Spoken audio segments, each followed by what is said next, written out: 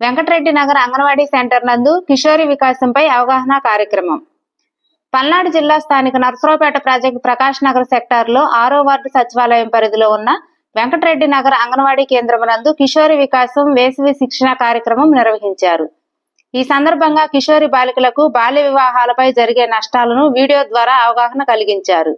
ఈ కార్యక్రమంలో అంగన్వాడీ కార్యకర్తలు పి రమాదేవి, ఎలీనారాయ్, అమిరుల్, ఏఎన్ఎం శారద తదితరులు పాల్గొన్నారు.